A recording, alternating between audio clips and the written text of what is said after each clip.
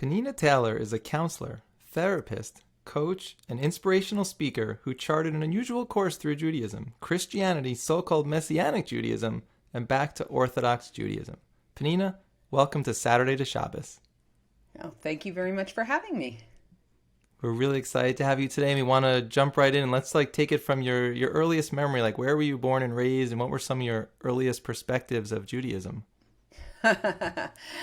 Well, even that is a complicated question sometimes. I was born in, of all places, despite my story, Lakewood, New Jersey. Of course, back when I was born in Lakewood, it didn't look like it looks now. But I had a bit of a traumatic childhood. My parents were divorced when I was 4 years old. I was subjected to abuse by friends of the family. And as far as my Judaism itself, I like to say whenever I do a presentation, my relationship with my Judaism was that it explained why I had a big nose, why I talked with my hands, and why I liked Chinese food.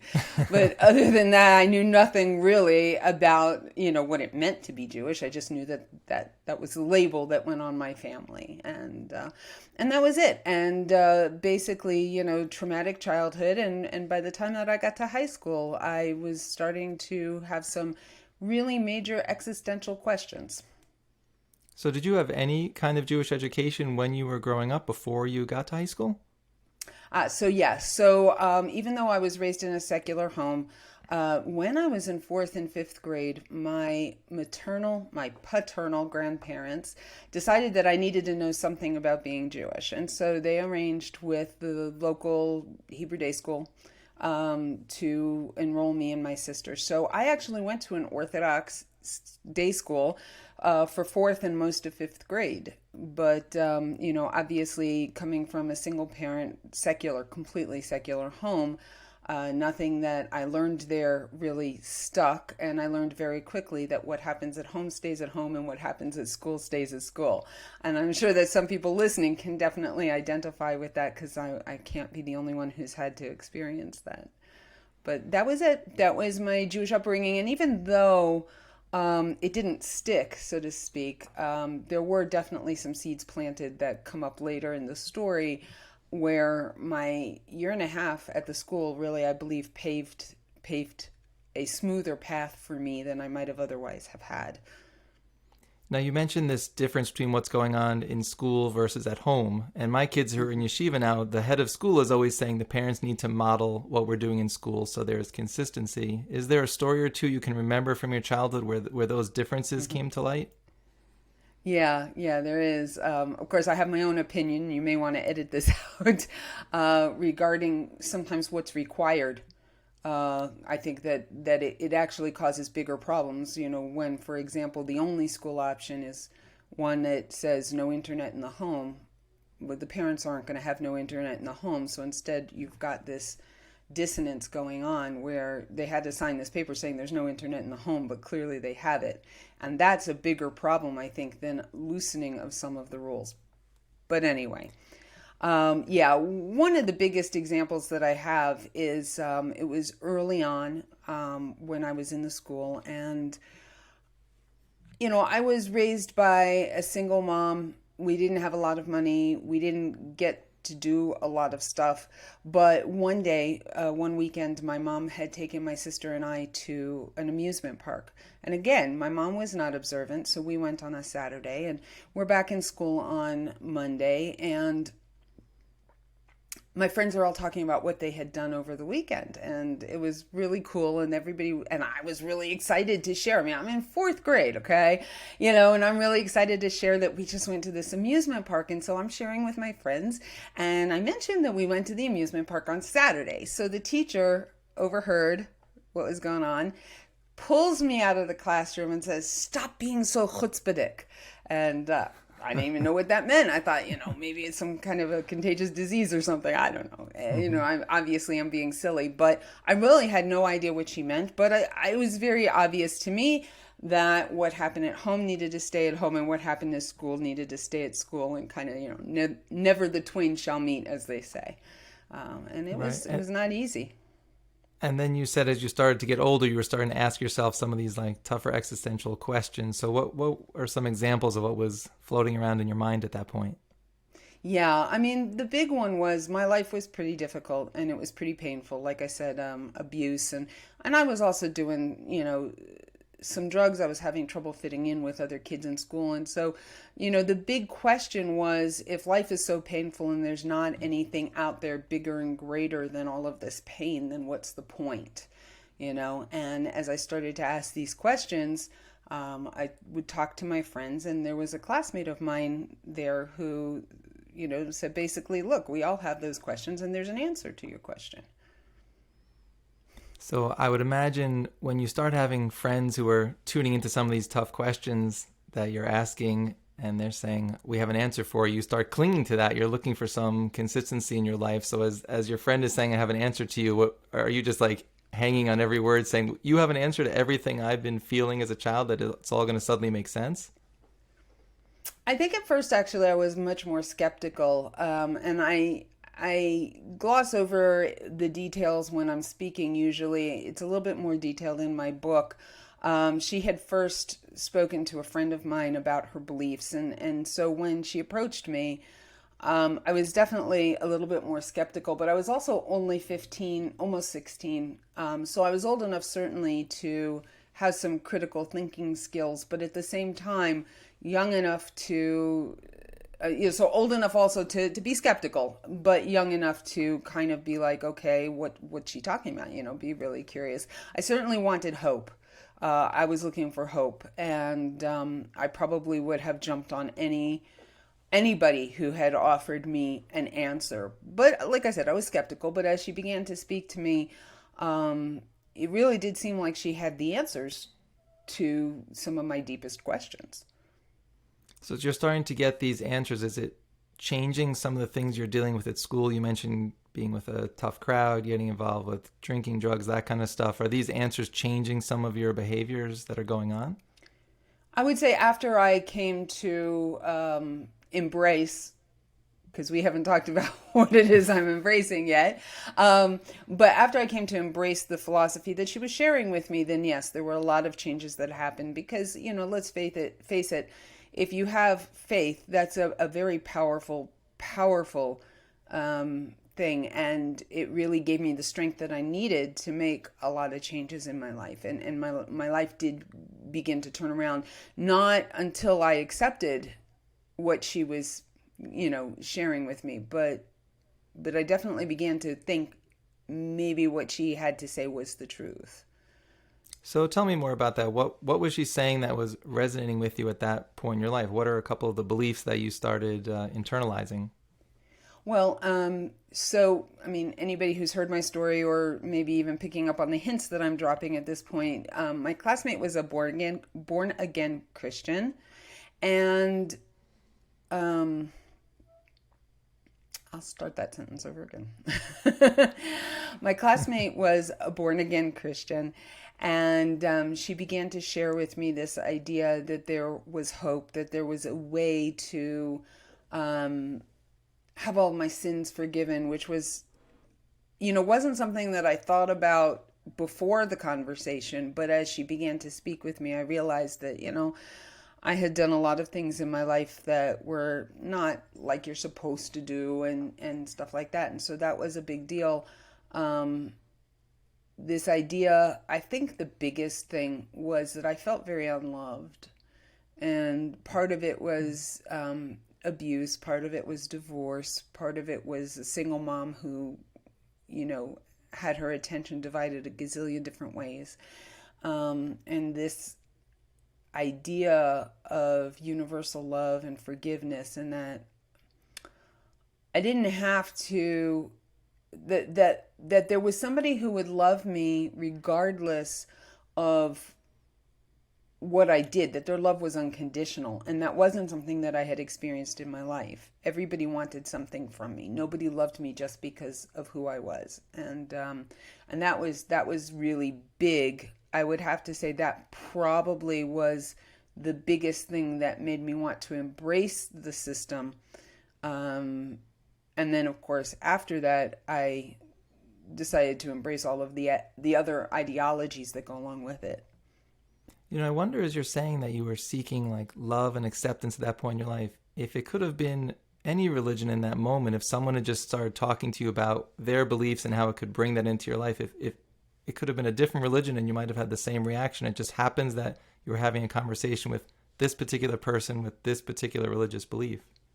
Oh, absolutely. There have been people who have asked me, and I've said, look, if it was a Chabadnik or somebody else who had said to me, hey, Penina, there's an answer to your questions. You need to really grab hold of your Jewish soul and do these things. The story would have been different. At the same time, I'm a very firm believer that everything that we go through, everything is designed to make us become the person that we need to be to fulfill our purpose in this world.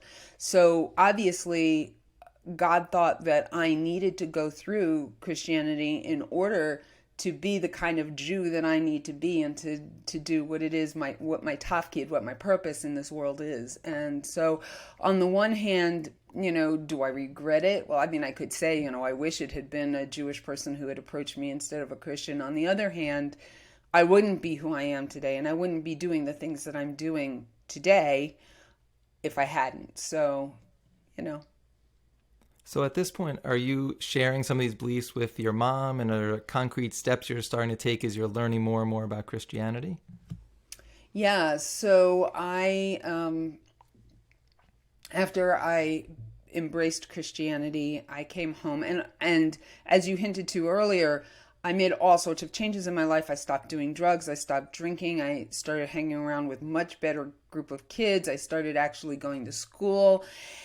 And I started to share my faith, which is something that, of course, all good Christians do. And as I began to share my faith with my mom, she had seen all of these changes that happened in my life, and she felt like if something could have such a profound effect on my daughter's life, it must be the truth. So I brought my mom and my sister both to Christianity as a result of that. So I imagine they're seeing these positive changes in how you're behaving, and they're thinking that she might be onto something because it looks like her life is turning around. Exactly. The proof is in the pudding, so they say. So now tell me, you have your mom, your sister involved in this. I imagine you're at an age you're starting to date and think about marriage and all that stuff. So how does your religious perspective play into the kind of people you're meeting and eventually where you settle down with marriage? All right. So after I embraced Christianity, after I graduated high school, I went to Bible college. I studied for a certificate in Bible and something called Evangelism Explosion, which is just an specifically very in-depth evangelism program. And I was a counselor at the Billy Graham Crusade for those who are a little bit older. So, I mean, there was no question as to the path that I was headed down. And my best friend in high school had an older brother who had also been to Bible college. He was a trained pastor. He had actually studied for missions aviation and ended up not becoming a pilot, which was a good thing for me because I wouldn't have met him if he was flying planes to deepest, darkest Africa. But anyway, so I basically fell in love with my best friend's older brother, and we started dating, and we started getting serious, and we started talking about marriage. And, as any normal 18-year-old girl would, I was thinking about what I wanted my wedding to look like. And I had the example from television of, a girl is always walked down the aisle by her father. And I had this dream that my father would walk me down the aisle. The problem is that my parents were divorced when I was 4 years old. And I had seen my dad one time when I was around 14, but that was it. And so we had no relationship. So how's my father going to walk me down the aisle if there's no relationship there? So I asked my mom if it would be okay to write a letter to my dad to invite him to come visit us. At this point, we were living in Florida. My dad was still living in New Jersey. And, to come and visit and get to know us better and whatever. And to my surprise, my mom said yes. And this was back in the days before texting and email, so I wrote a letter, and actually I don't remember if I wrote the letter or my mom did, but she sent it off to him, and he agreed to come visit us over Christmas break. So he came down, and he was getting to know us a little bit better, and he was also getting to know my mom a little bit better, because after 15 years, they've changed a little. And he decided that he was falling back in love with my mom.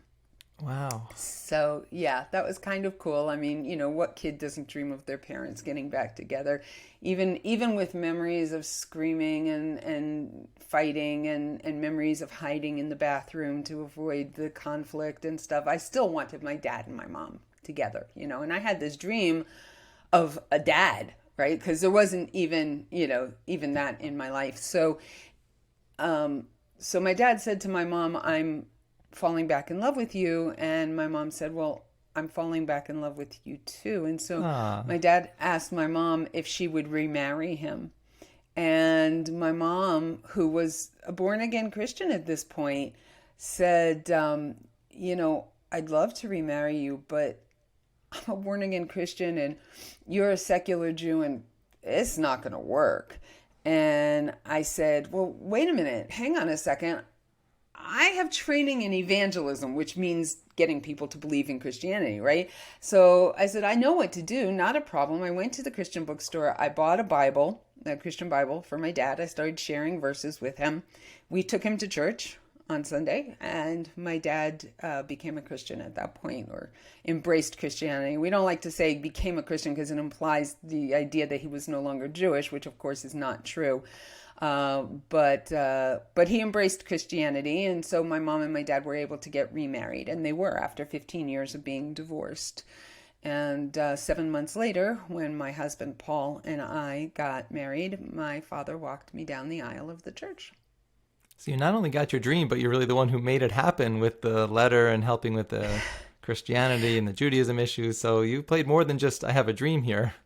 Yeah, well, I think that for whatever reason, that is part of the package that Hashem has given me. I seem to be very good at imparting a vision and getting people to follow along. And I don't know if there'll be time at the end, but I can share the project that I'm working on right now, which is big. Anyway, so yeah, and it plays again another part in a little bit. I brought my mom and my dad and my sister to Christianity, and then I married Paul, and we ended up going overseas. He was actually enlisted in the Air Force, so we ended up going to England together after we got married. So tell me about those memories of starting out your marriage together, how Christianity is playing into it, being in London. What is those first couple of years like as a married couple? Well, it was really interesting because, one of the things when you tell your story in 45 minutes or an hour, you can't really convey the thought processes that went on. From the very beginning, my husband and I have always been truth seekers. That's been like, we're honest to a fault, and we seek truth, and we want to have truth in our relationship with God, and that was reflected in the ever evolving expression of our Christianity as Christians. Like, for example, when we first got married, and learned that a Christmas tree actually had no roots in Christianity. It was pagan. We stopped having a Christmas tree, even though we were still celebrating Christmas, which is, a very Christian thing to do. We stopped having a Christmas tree because of what it represented. So when we were in England, and one day my husband comes running down the stairs, and he's all excited, and he says to me, "Penina," of course, he didn't call me by my Hebrew name, but he says to me, guess what? It's not getting revealed in this interview. It's so funny. Whenever I speak to seminaries or high schools, that's the one thing they always grasp onto is, what's your real name? Kind of thing. Well, actually, what's your English name? Because my real name is my Hebrew name. But anyway, so he comes running down the stairs and he says, Penina, I just read in the Old Testament, which is what Christians refer to as what we call the Tanakh, the Jewish Bible. They've taken our Bible, they've retranslated some pieces of it to say what they need it to say. They've reordered the books, but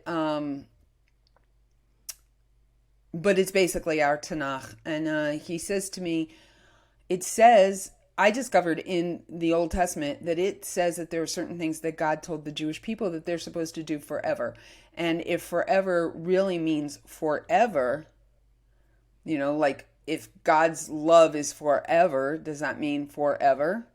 If forever really means forever, then there's certain things that my Jewish wife and my Jewish children need to be doing. And, a lot of people are pretty amazed at how he was really aware of the fact that I was Jewish. I mean, I knew I was Jewish, but it didn't impact my thought processes at all. And he's like, yeah, I mean, God told the Jewish people there's something they're supposed to do forever. And so I said, okay, now remember, keeping in mind that we're truth seekers. Well, if there's something that God said we're supposed to do forever, then go ahead, shoot. What did it say? And he said, well, it says in the Old Testament that God told the Jewish people that they're not supposed to eat pork or shellfish. And I was like, wait a minute. You mean no more ham and cheese sandwiches? And he was like, well, yeah, no. And I'm like, it did take me a couple of minutes, but I was like, well, if this is what God wants me to do, then I suppose I should do it. So yeah, I stopped eating pork or shellfish. So after we got to England, I was praying one day and I got this feeling that God was telling me to start lighting candles on Friday night. And I wasn't sure where it was coming from. I mean, I did go to a Jewish school for 2 years, and so I knew that Jewish women lit candles on Friday night, but I didn't have an example of it. My grandmother didn't, my mother didn't. I like to say I'm pretty sure my great-grandmother did, but I didn't have any actual recollection of her lighting candles on Friday night. And so I went to my husband and I said, I have this feeling that God is telling me to light candles on Friday night. What do you think I should do? And he said, well, if you believe that this is what God wants you to do in your service to him, then go ahead. And so this is actually a funny part of the story because I was like, okay, how do I do this? And I had inherited my great-grandmother's candlestick. So obviously she must have lit candles on Friday night. But I pulled it out and I put them on the buffet. And next to the candlesticks in the bottom drawer was a Maxwell House Passover Haggadah. I have one of those. Yeah, this one was pretty old. But I remembered that inside the front cover of the Passover Haggadah was the prayer for lighting candles for Passover, because we light candles, at the beginning of every holiday. And it had a line on the bottom that said, on Friday night, say this, right? Because sometimes Passover begins on Friday night. And so using the Maxwell House Passover Haggadah and transliteration, thank God for Maxwell House, at least that version of it. I have another one that can't possibly be the original because there's no transliteration in it, but it had the transliterated prayer, so I was able to actually light the candles saying, probably didn't sound recognizable at the time, but saying the prayer for lighting candles in Hebrew because I had the English letters there to guide me. And so using the Maxwell House Passover Haggadah, I was lighting candles on Friday night. Meanwhile, I'm still going to church on Sunday, nothing changed as far as that goes, but I started lighting candles on Friday night. And then one day my husband comes running down the stairs and he's super, super excited. And he's like, Penina, you're not going to believe what I found in the Old Testament. It says in the Old Testament, and the Old Testament is what non-Jews call our Tanakh, the Jewish Bible.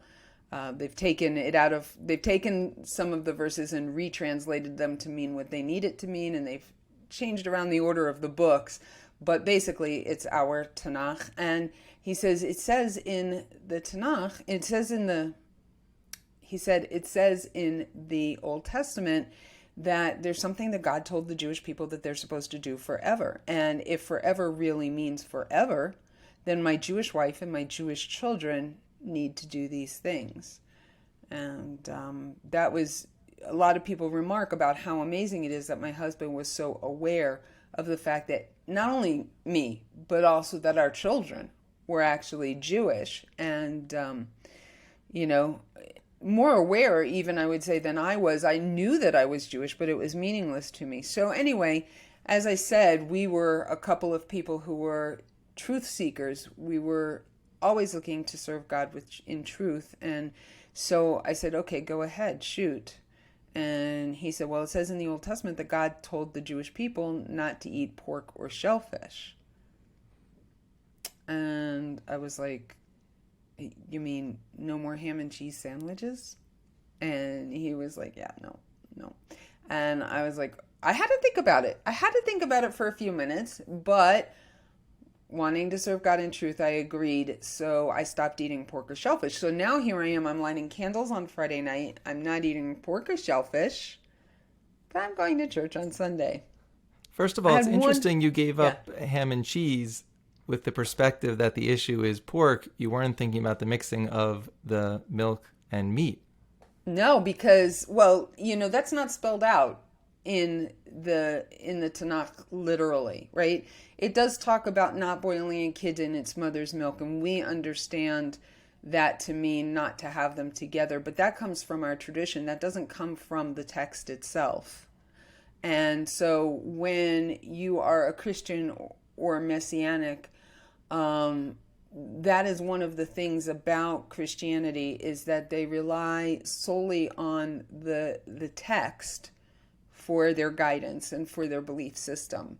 So there was no tradition brought in. And this is actually something that sometimes I've had a little bit of an issue with. Like one of my kids would come home from school and say, it says in this passage that so-and-so did this. And I said, well, actually, no, that's not in there at all. Are you sure that's not Midrash? And I mean, that's not to discount the Midrash. The Midrash is there for a reason, and there are things for us to learn from it. But I've always been a stickler about, if it's pshat, if it's the direct text, then you quote the text. And if it's not, then you just be clear where it's coming from. And I think this plays out also in the way I approach customs, minhag, versus stringencies, chumras, because it's okay to do more than we're supposed to, than we're instructed to. But you need to be very clear on what's instruction and what's choice. So anyway, for me, it was very clear that it said don't eat pork or shellfish. The not eating dairy with meat didn't come until much, much later. But I stopped eating the pork or shellfish. And then one day I was reading in the New Testament, which is the Christian part of the Christian Bible. And I came across a passage that was talking about head coverings. Only it wasn't really clear whether it was saying that women needed to cover their heads and men didn't, or men needed to cover their heads and women didn't. I just wasn't clear on what it was saying. And so at the time, our pastor, who was not my husband, we were attending a church with someone else as the leader, but the pastor of that church happened to be a Greek scholar, and the New Testament is written in Greek. And so we invited him to come to our house to try to explain the passage to me. So he comes in and I shared what I needed from him. And he said that, well, this is a very complicated passage. And I'm like, well, that's why I invited you here. He's like, no, even in the Greek, this particular passage is kind of difficult to understand. It's not clear which word is modifying which word and whatever. So I said, okay, fine. Just tell me what you think it means. And he said, well, what I think it means is that married women are supposed to cover their head when they're praying. He said, but I can't teach that because women nowadays don't want to hear such things. And being one who was seeking the truth, women nowadays not wanting to hear it wasn't enough for me to choose not to do it if I believed it was the right thing. Again, because we were always seeking to do what was right. And so I decided to start covering my head when I prayed. And there's funny stories about how that evolved from wearing a hat I couldn't find to wearing a scarf around my neck, and but the bottom line is that I ended up starting to cover my head all the time. So here I am now. I'm lighting candles on Friday night. I'm not eating pork or shellfish. I'm covering my head all the time, and I'm still going to church on Sunday, but something started to happen inside of me. And now I look back and I call it my spiritual identity crisis. But I believe that my Jewish soul, my neshama, was at war, if you will, with my Christian beliefs. It was making me very uncomfortable. Well, I find so fascinating about your story because you've mentioned a few times how you and your husband are about seeking the truth, that you were finding answers in different religions and finding a way to merge it all together into a way that you were living at this time period. But ultimately, this conflict was going to come up because the religions would cross paths in a way that they couldn't all coexist as you overlaid more things from different religions. So do you think that was kind of driving how you started to have this kind of new conversation with yourself about where this was all headed? I at the time, I don't think that I ever thought I would give up Christianity. I knew what my gut was telling me. I knew that God expected more from me than what Christianity was telling me I needed to be doing. But at the time, I didn't say, I'm headed down the path towards Orthodox Judaism. There are some people who do realize that fairly early on when they start to see conflicts between what Christianity teaches and what Judaism teaches, or even within the Christian faith, outside of that Jewish influence. But for me, I think that I was very much living in the moment. This is what God wants for me right now, so this is what I'm going to do. Now, I knew I had gone to a Jewish school for 2 years, so it wasn't like I didn't know that these were Jewish things to be doing. I did. I just didn't think that I knew it was changing the way my Christianity was looking, but I didn't see it as a portent. I didn't see it as a prophecy, if you will, of where I was headed from there. I just was taking things one step at a time. But then what happened was when we were in England and my parents came to visit us, I was about to have our second child, and I was helping my mom unpack her suitcase. And inside one of her suitcases, she had all sorts of Judaica stuff, like tzitzit and kippot and shofars. And I was like, what's with all the Jewish stuff, Mom? And, she says, well, while we were in Pittsburgh, which is where my parents were living at the time, she said, we discovered a group of Jewish people who had been born Jewish, but who were Christians and had found a way to synthesize their Christian faith with their Jewish heritage, and they call themselves Messianic Jews. I had never heard of Messianic Jews, but I'd heard of Jews for Jesus. Actually, I have a funny story about the first time I heard of Jews for Jesus, which was when I was in Bible college. Story for another time. Anyway, so it was intriguing. I was like, oh, okay, interesting. And my mom, well, I started to think maybe this was the answer to whatever was going on inside of me. And so when we came back to the States a year later, my husband and I looked for one of these Messianic congregations, and we were in the Baltimore, Washington, D.C. area. And at the time there were 3 or 4 Messianic congregations. None of them were close to where we were living, but there were 3 or 4 basically in the area. They were all about an hour's drive from where we lived. And so we started going to the Messianic congregation, and so our identity, it's interesting because I do believe that Messianic Judaism is a danger. It's a threat to Judaism. At the same time, and partly because there are a lot of Jewish Christians who get trapped there thinking that it's a legitimate form of Judaism, and they really really have no clue, first of all, why it was started in the first place, which was as a trap. It was a deceiving way to get Jews into Christianity. Now it's evolved into something a little different, but its origins were deceptive. And so I started to say, like, for some people, it's a trap that they never get out of. For us, it was actually a vehicle for me to have an awareness of Torah that I never had before.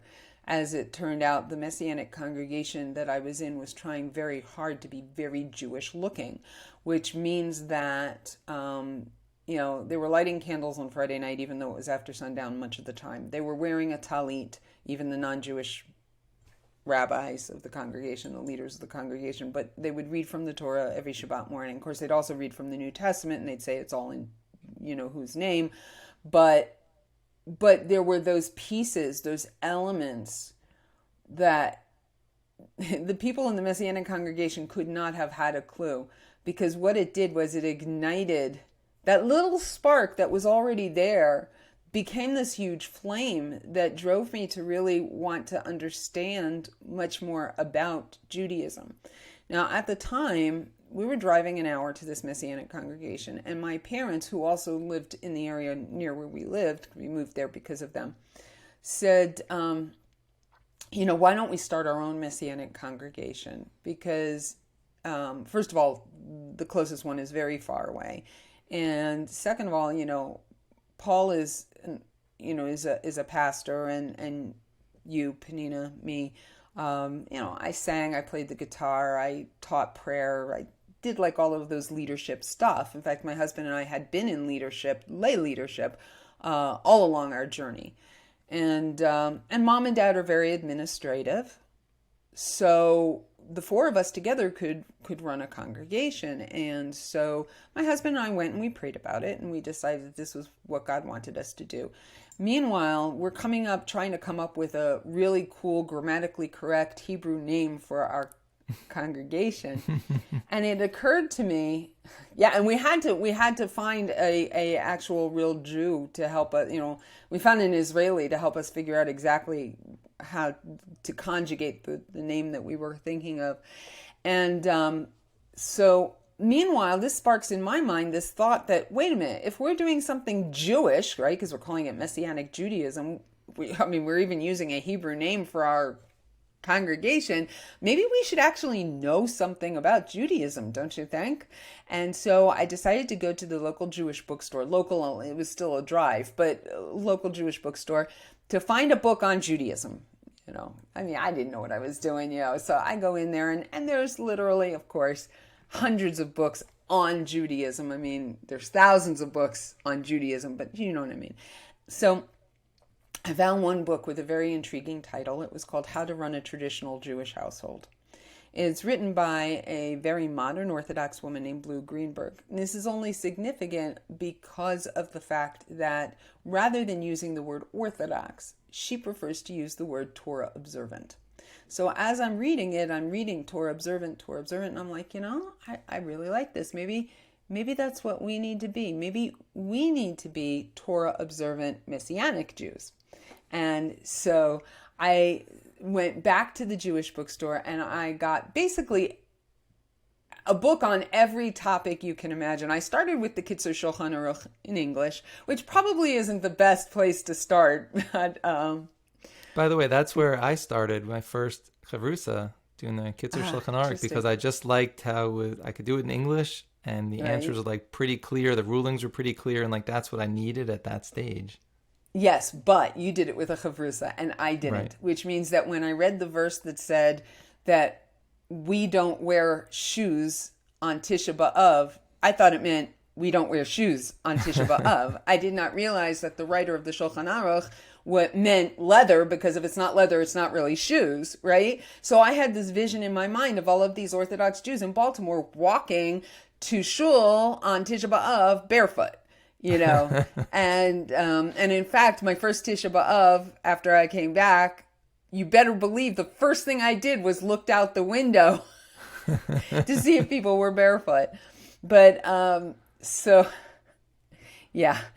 So anyway, and then I went back to the Jewish bookstore and I got out the art scroll, the big thick art scroll book on keeping kosher with all of the charts, and if the pot's dry and clean for 24 hours, then it is kosher or it isn't kosher.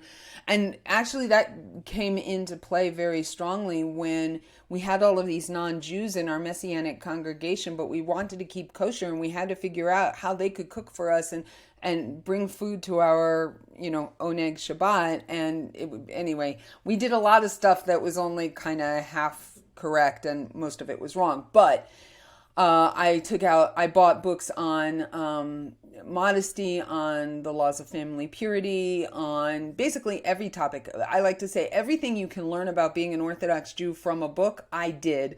Not that you can learn everything about being an Orthodox Jew from a book, but everything you could, I did.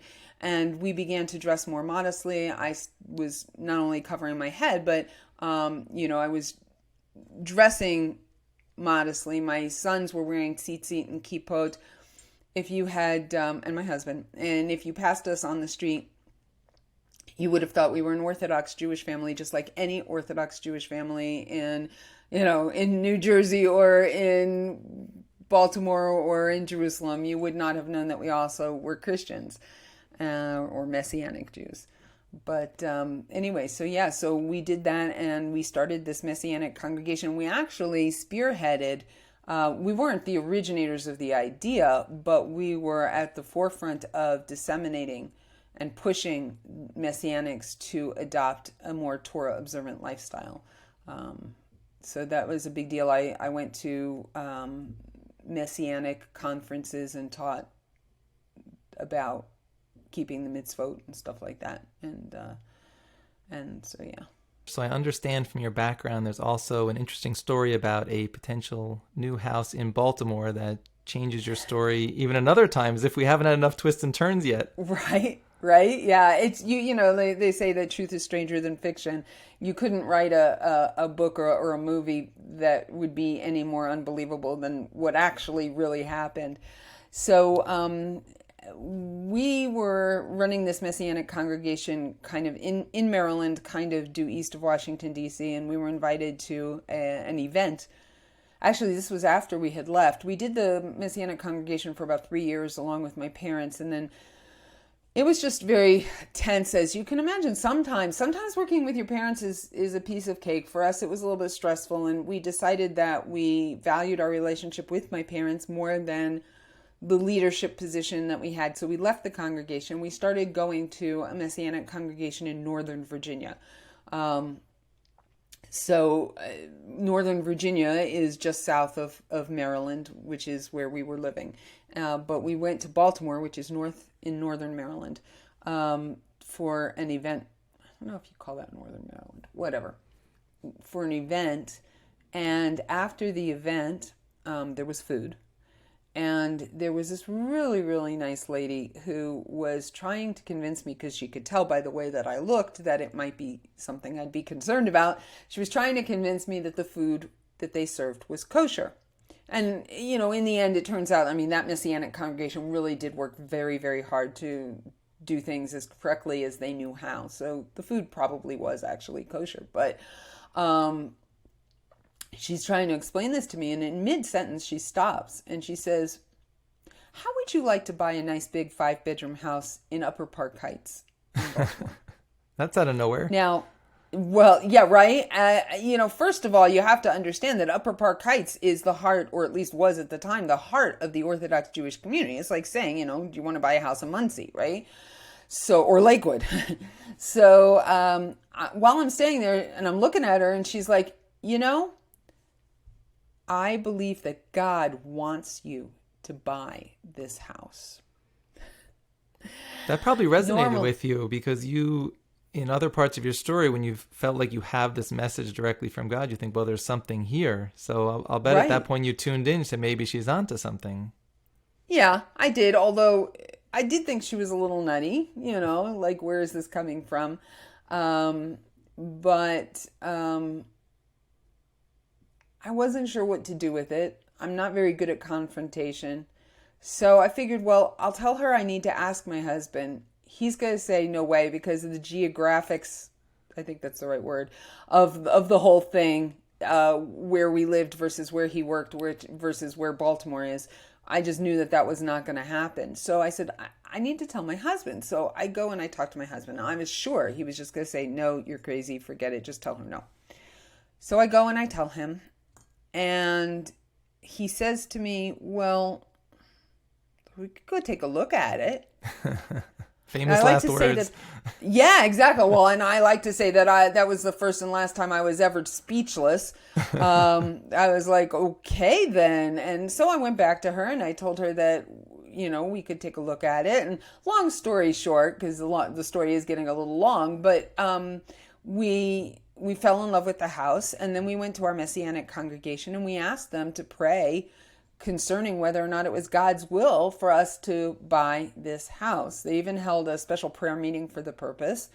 And, the surprising part about it all is that the entire congregation of 250 adults unanimously agreed, which is, that's miracle status, right? They unanimously agreed that it was God's will for us to buy this house. Why? Because who better to convert Orthodox Jews to Messianic Judaism than Messianic Jews who look and act like Orthodox Jews, right?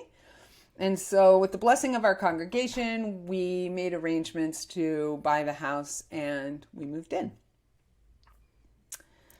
So where, at this point, when you're moving in, you have to think about where you're going to pray. So how did you figure out where you're going to go, and what day of the week were you going to go? Right. Well, so here's the thing.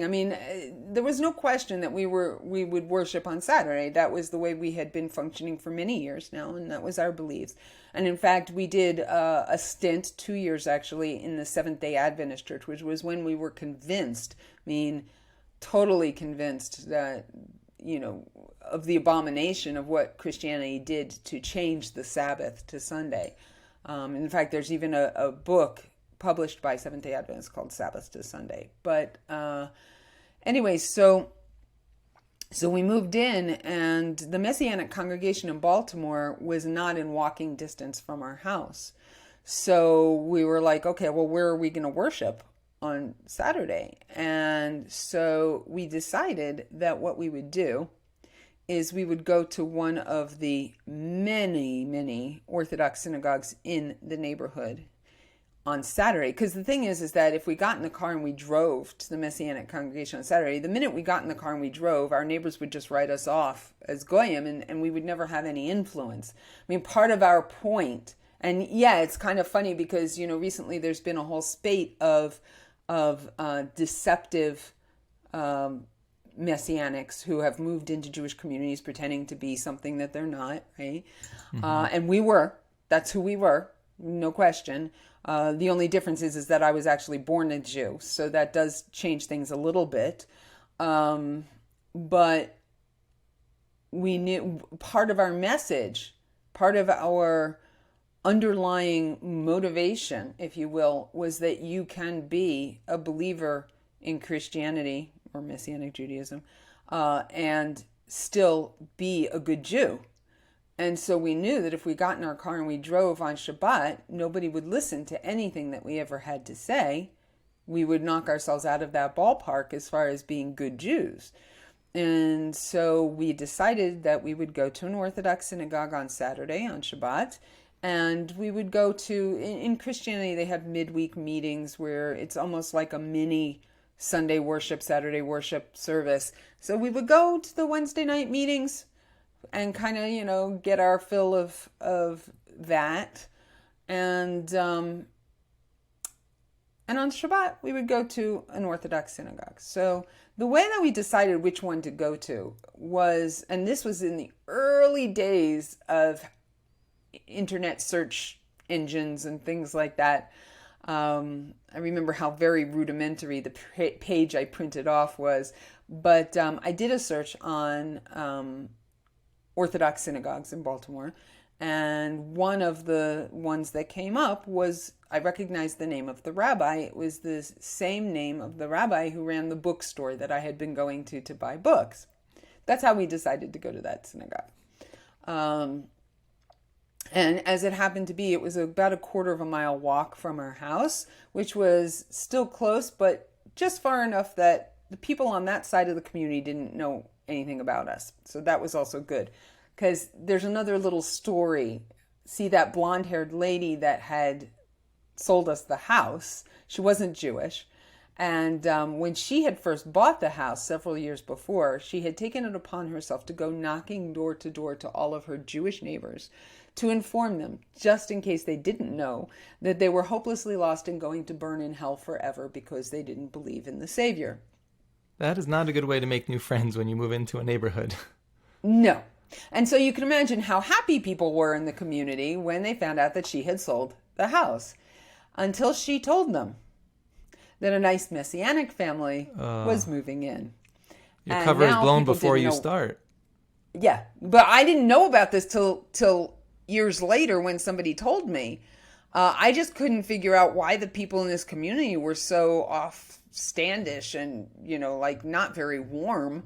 But I figured maybe it was just part of the way the neighborhood was. I didn't realize that it was because they had been warned already that we were missionaries, for lack of just for conciseness.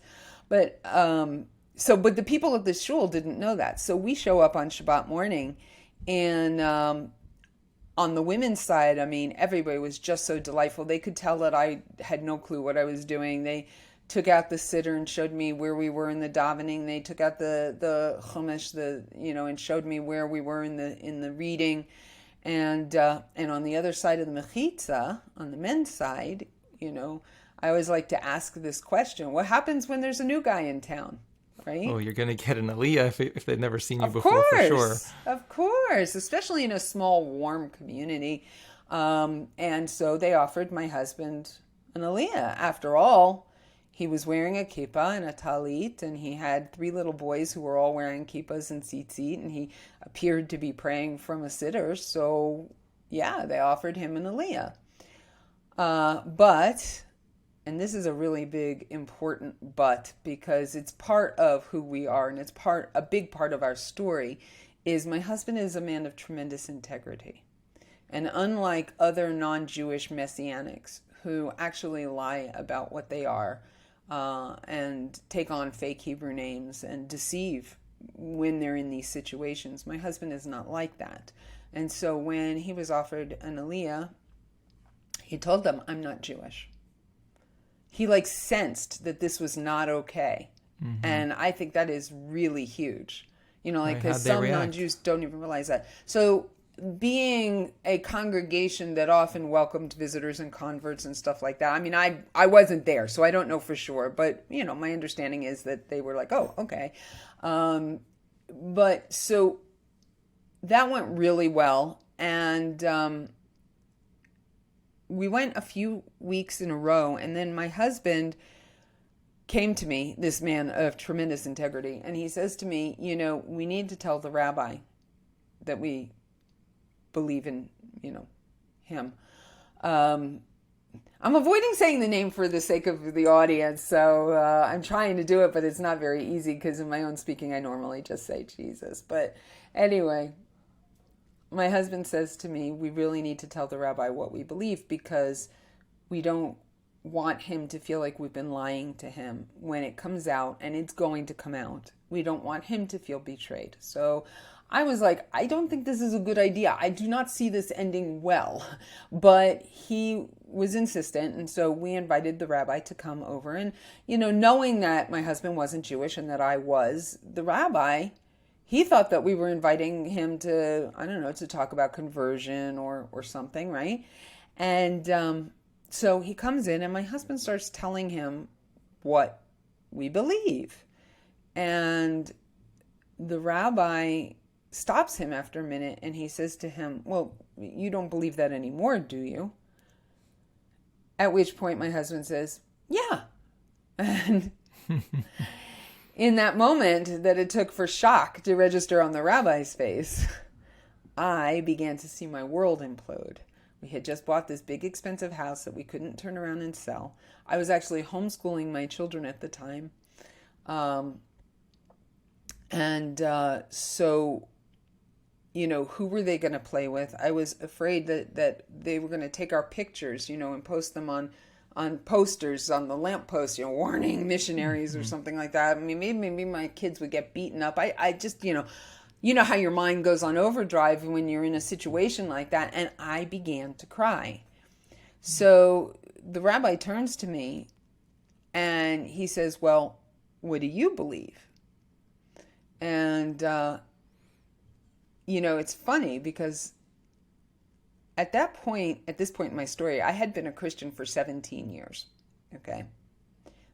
I had been responsible for bringing hundreds, if not thousands of people to Christianity. It wasn't like I didn't know what I believed, but in that moment of emotionality, I just started crying, Rabbi, I don't know what I believe. And I begged him, please, please. Now, when I do this on stage, I yell, but for the sake of the listeners, I didn't. But I begged him, please, please don't kick us out of the shul. And the rabbi took a very, very long time to respond. He was thinking. And I was starting to be convinced that he would never say anything to us again. But when he did speak, he said what I consider the most important thing that anybody has said to me along my Jewish journey. And that was, he said to me, you are a Jew no matter what you believe. He said, let me be clear though, what you believe is not Judaism, it's not kosher, it's not okay. But as a Jewish woman, you have a responsibility before God to fulfill the commandments that God has given the Jewish people. So I'm going to let you and the children continue to come to the shul. He did ask that my husband not come, mostly because he had no idea what to do with him. He said, but there's one caveat. He said, I want you to talk to a guy from an organization called Jews for Judaism. Now, I had never heard of Jews for Judaism before, but I'm not stupid. Jews for Judaism, Jews for Jesus, they probably don't like people like me very much. But what was I supposed to do? If I didn't agree, he wouldn't let us keep coming to the shul. So it was a I condition. agreed with the... Yeah. But I figured I would just put it off and put it off and put it off, and we just keep things status quo, But long story short, he didn't let it go very long, and he made it pretty clear that this was very important. And so I finally called the guy and made an appointment with this guy from Jews for Judaism. So this is now opening up a whole nother set of conversations on your journey. And are these conversations starting to accelerate your path towards Torah observance, or are you skeptical at the beginning, or where are you in these conversations? So, it's really an interesting question, because that moment where I was crying and the rabbi asked me what I believed, I realized that my Christian faith, even though I knew all of the answers and all of that, might not be quite as strong as the pull of my Jewish neshama. And my husband likes to say I had an express ticket and he had to walk with the camel. But it really didn't take long. Once I made the appointment with the guy from Jews for Judaism, and it was really interesting. He walks into our house and he says, let's talk about why you think Jesus is the Jewish Messiah. And I'm like, okay.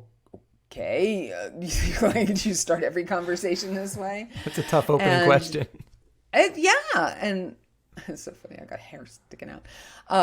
It was a tough question. It was like, okay, well, so my husband was very happy to do the talking. And at that moment, I was very happy to let him.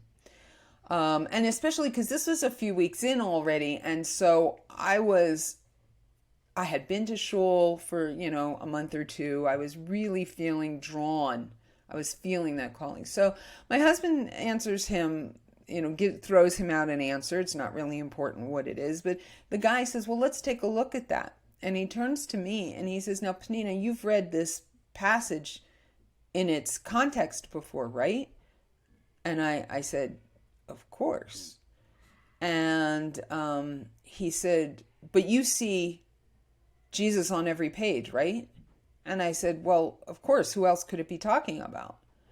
And he said, well, I want you to do me a favor, okay? I want you to read this passage with me and try to do it from the perspective of the people who lived at the time that the prophet was writing, this is a passage from Isaiah, Yeshayahu, which was 700 years before the destruction of the temple, right? 700 years before he ever walked this earth. He said, would you do that for me? And I said, okay, sure. And for the first time in 17 years, I read this passage. I looked at the passage without the bias that it had to be a messianic prophecy about you know who, and just read it for what it said. And I discovered that the passage isn't even a messianic passage at all. And the verse that Christians use to say what they say is actually mistranslated. Then we touched on one other corollary issue, and then he left. He wasn't actually with us very long, maybe an hour, but he left me with all of these, so much to chew on, because if this one core concept that I had held for 17 years was based on a lie, what else did I believe that was based on a lie? And so I started going back to his office like every other day, asking him questions, and then not taking his word for it alone, going back to the forums. I got myself kicked out of the Jews for Jesus chat forum, because they thought I was a plant. They thought I was an anti-missionary who was trying to set a trap for them. I went onto the forum and I said, please convince me, please help me give me a reason to keep believing. Sounds like a cry for help, right? Well, the way that they treated me was so not nice. I mean, people who think that social media today is bad, it started out bad. Like, people just have no filters when it comes to how they treat each other on the internet. So, I mean, I was so upset by the whole thing that I left. I shut down, walked away from the computer crying. And I was like, if this is the way that Christians treat, or, Messianics or whatever, treat people who are really seeking, there's a problem here. But I did go to others who answered my questions. And the problem is that none of the answers were actually answers. They were basically like, well, we know what this looks like, but we also know in our heart that he's the Messiah. Like they didn't have any real answers. And so all of that together, really one by one, the bricks of the foundation of my faith were being pulled out. And at one point, there was really not much left of a foundation. And so the whole structure just came tumbling down. And at that point, I had to decide, okay, if all of this that I've believed basically my entire adult life isn't true, do I still believe that there's a God? And if there is, what does that mean about the Old Testament, the Tanakh? Is it God's word for the Jewish people, or and what does that mean? Even if I decide that it is God's word to the Jewish people, what does that mean for me as a Jewish woman? I mean, do I have to be Orthodox, or can I be something else? What is it, And so that was a really daunting task. I had to struggle through all of those answers. So I'm curious, as you're trying to reconcile all these different thoughts and all this history you have with religion, what's the point where you get to a path that makes sense for you? And second part of the question, how is your husband, your kids, your parents reacting to some of these newfound insights you're having? Oh, what a question. What a question. I'm sorry, what was the first part again? You're doing so much learning and exploring. And at some point you have to ask yourself, well, what do I believe from what I'm learning? Right. And what am I going to do with this information about how I'm living my life? I'm definitely a very intuitive, trust my gut, I know that Judaism teaches that there is no more prophecy nowadays. But I had a teacher when I took a course on prophecy at Michigan Jewish Institute or something like that, who taught that it's not that there is no more prophecy, it's that there are no more prophets. God's still speaking. And my corollary to that is that God's still speaking, and so every once in a while we accidentally tune in without realizing it. So I very much believe in paying attention to those feelings that are going on inside of me because they're coming from somewhere. And so as I was realizing that, that all of what I had believed was not true, I was also getting more and more involved in the Jewish community and learning as much as I can and going to classes and asking questions. Fortunately, Baltimore is a community that has a lot of learning for beginners going on. And so there were a lot of places for me to plug in. And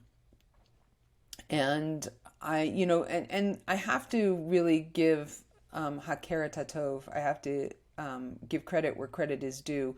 Mark Powers, which is the name of the guy who was the head of Jews for Judaism at that time, he spent hours upon hours upon hours with me answering my questions. And he always said, if it's there, I can't make it go away. And if it's not there, I can't make it appear.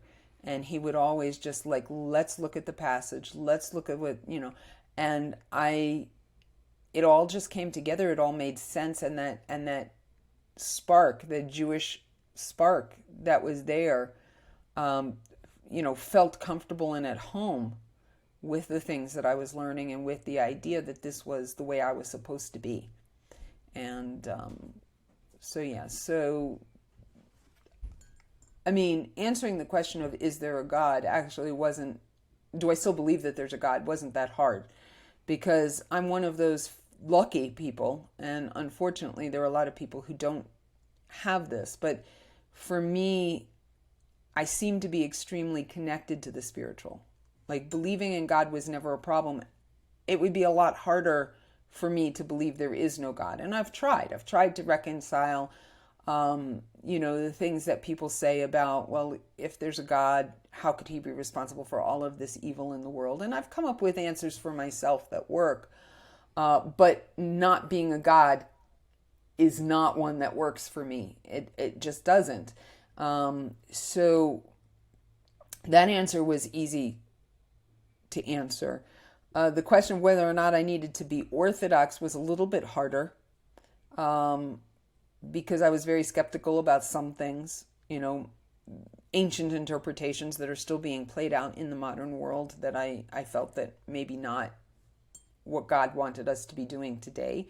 But at the same time, I held too many very strong beliefs that wouldn't work in a conservative or reform setting. And so, Judaism in many regards, at least in the United States, is very much a package deal.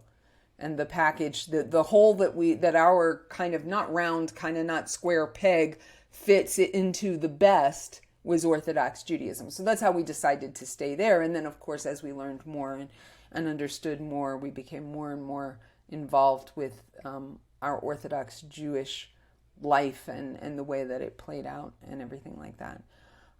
There was another question.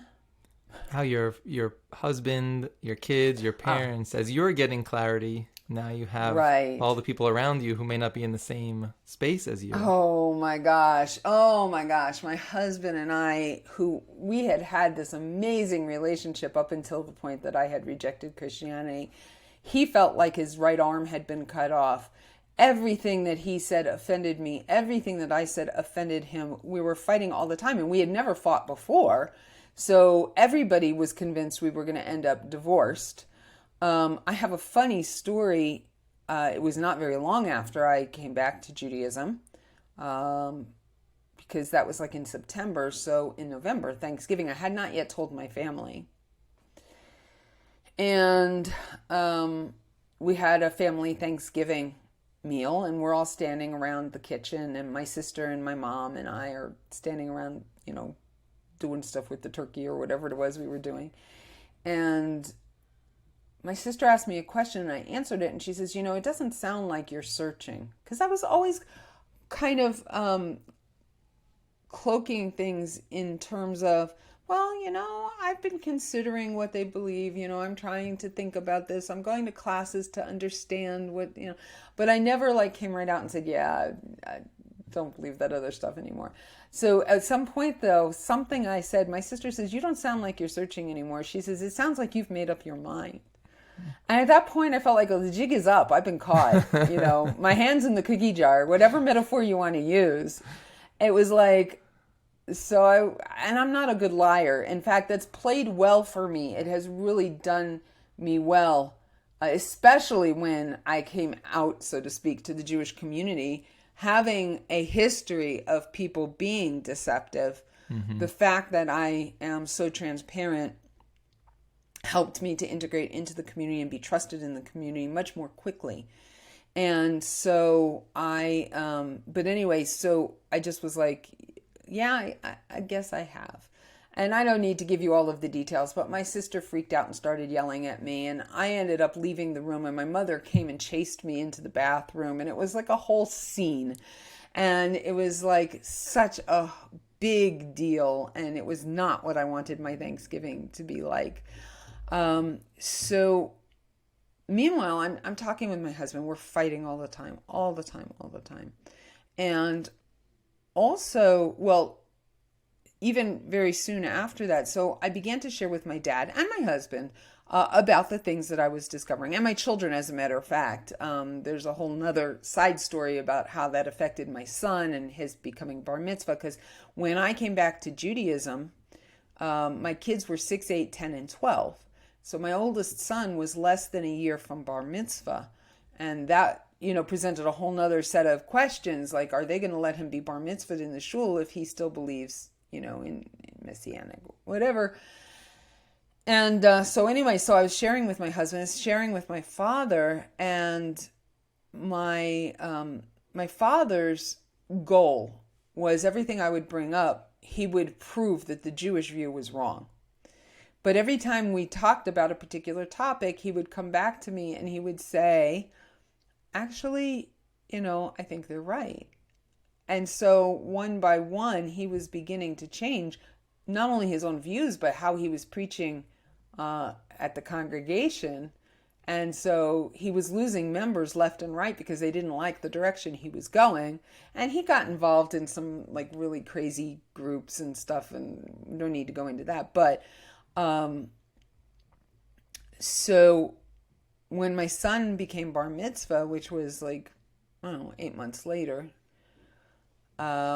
we had a backyard barbecue. We did that so that the people that we had become friends with would feel like it was okay that they could come. And we made sure that, upstanding people in the community lit the fires for the barbecue and everything. Like, we really went out of our way to make sure that everybody could eat by us for that. I had already been there for almost a year, so I did have friends in the community. I also there were a lot of people who have all kinds of horror stories about the way people treated me, but there was definitely a group of people who believed what I said, trusted me, and became my friends. And so we had people there for his bar mitzvah. And we also had Mark had come, the counter missionary came to the bar mitzvah. And like I said, I had been having this conversation with my dad for almost a year about his beliefs. And so at the bar mitzvah, I looked out the back window and I saw that Mark and my dad were talking. And a few hours later, I went and looked again, and Mark and my dad were still talking. It turns out that my dad was just like picking his brain over all the questions I had raised, but not necessarily answered to his satisfaction. Long story short, by the end of the bar mitzvah party, my mom and my dad decided to come back to Judaism. So I brought them back to Judaism with the help of Mark. And but my husband and I were still fighting. And about 2 years after I came back, so about a year after the bar mitzvah, we were having a conversation. We had an argument. It was a real doozy. And I remember being exasperated and saying to him, well, you just say that because you're a Christian. To which my husband says, well, actually, no, I'm not. And I'm like, what? And he says, well, no, over the past 2 years, you've given me enough reason not to believe in the New Testament's validity anymore. I don't believe in Jesus anymore. He said, but I'm not convinced that Judaism is the truth with a capital T. There goes that truth again, right? And I certainly don't want to trade one flawed religion for another. So at that point, he was what we would call a Noachite, a Ben Noach. He was, he believed in God and the validity of the Old Testament, the Tanakh. He wasn't sure about anything else, and about the truth of Judaism as it is expressed today. But that changed his status in the community. And he and I started going to classes together. And long story short, 2.5 years later, he decided that Judaism was the truth with a capital T. And he and I were married. He converted, and we were married under the chuppah in Baltimore with all of our closest friends there with us. Wow. So as tense as it was, you end up getting the happy ending where everybody comes around to the same viewpoint. So I'm just so curious. Yeah. Now, as you think about where you are in present day, how do you reflect back on that whole time period of the religions you were exploring, the people you were talking to and getting them interested in other religions? Do you look back on it as just part of your journey? Do you have any regrets about how you were spending those number of years? It's funny. I do look back as part of my journey regarding people that I may have convinced to change beliefs. It's funny. I was interviewed in the Huffington Post many years ago now, I guess shortly after my book came out. And one of the questions was, do I have any regrets? And I said, yeah, I didn't really bring very many Jewish people to Christianity. But my biggest regret is that I didn't have the opportunity to bring very many of them back either. I was accused of being a racist because I didn't regret bringing non-Jews to Christianity. I only regretted bringing Jews to Christianity. But, that is my biggest regret. But at the same time, I have had a part in bringing back probably about 20, 25 people.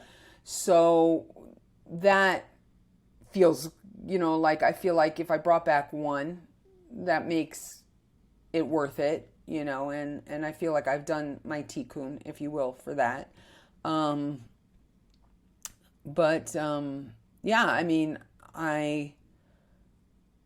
was probably my biggest regret. So then what are you focused on these days? Now it's all come full circle. You're an observant Jew, living a Torah lifestyle. What are your focus areas today? What are your goals for your family now over the next 5 to 10 years?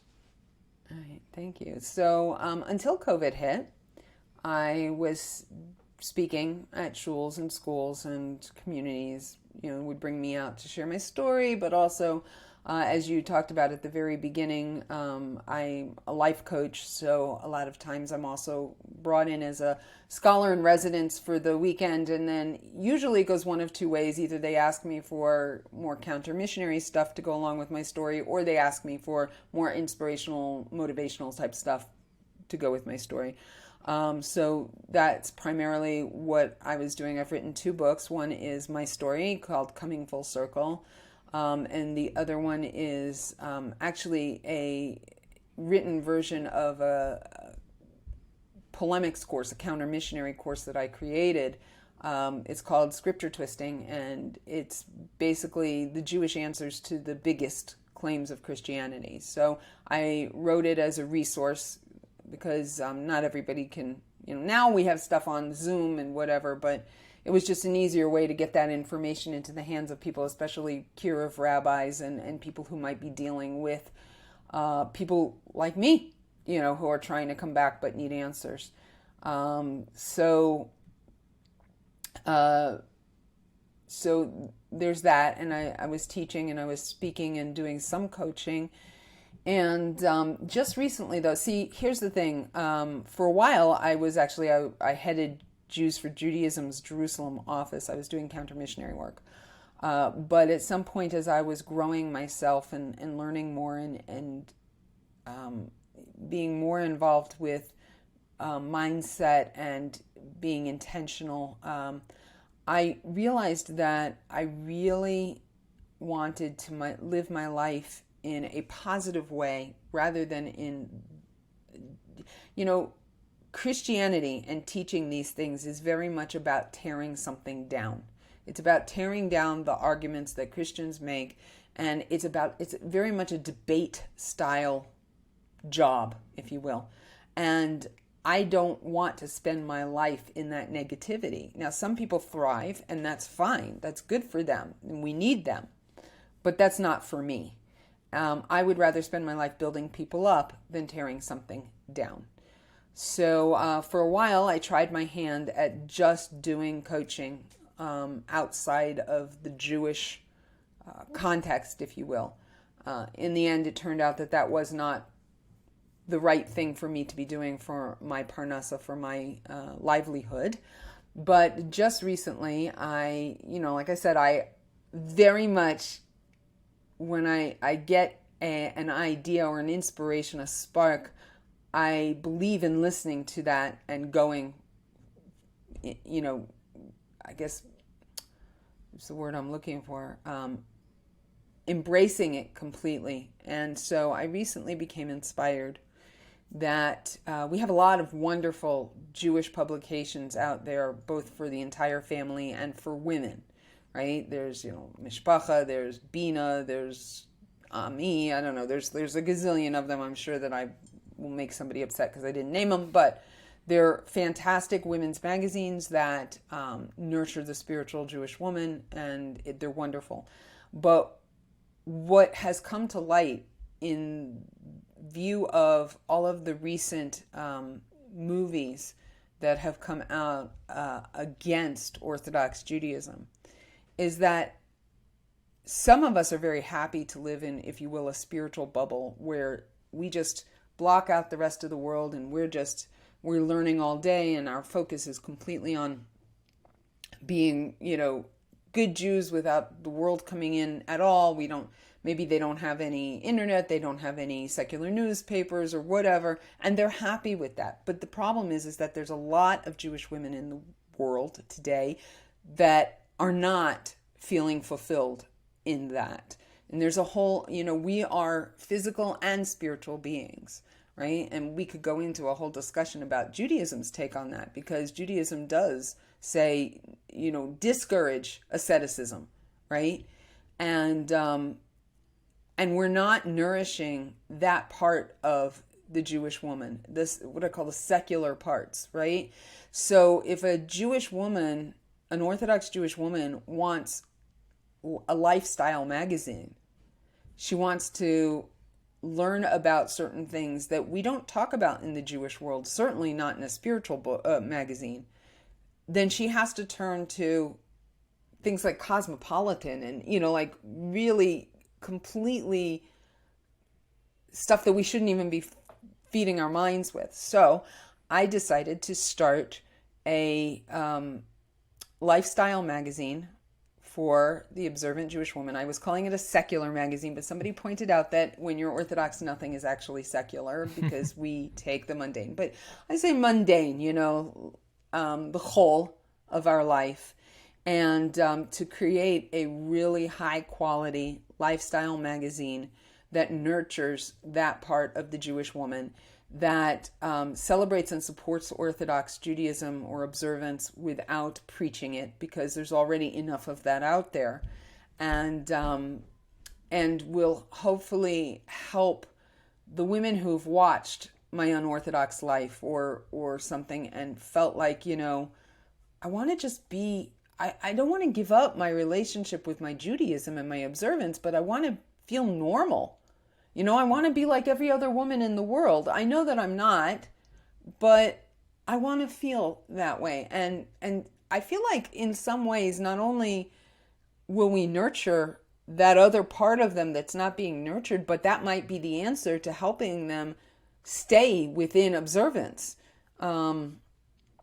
To say, hey, there is some middle ground here, and it's okay to want to think about how to decorate your home, or how to do your makeup, or how to style your clothes in a modest context, but that makes you look attractive and not frumpy, those types of things. So anyway, I put out a call. I just posted one post on social media, just one. And I said, I've got this idea and I'd like to know who it resonates with, and if you're interested in joining my team and writing for my online magazine. My magazine is starting out online. I got over 200 comments. I got more than 80 people who filled out my questionnaire. That's the really big deal because that's an extra step.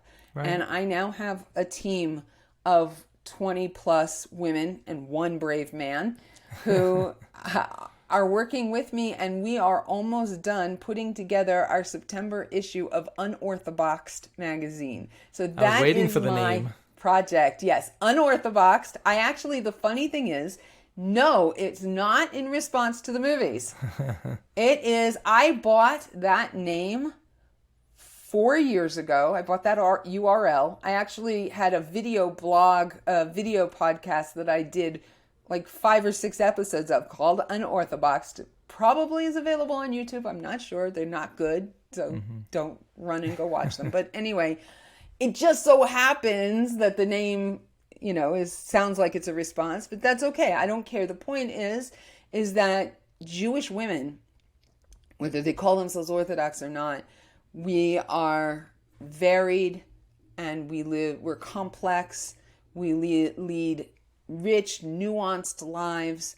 We are educated and worldly while also being connected spiritually and tradition. And this is going to celebrate and support all those different aspects of who observant Jewish women are. It sounds like you know exactly where you're going to be focused the next few years. So, Penina, I want to just thank you so much, not just for sharing your story, but doing it in such an authentic and open way. I appreciate it, and I appreciate the time you gave us today. Thank you. I'm sorry it took so long, but it was my pleasure.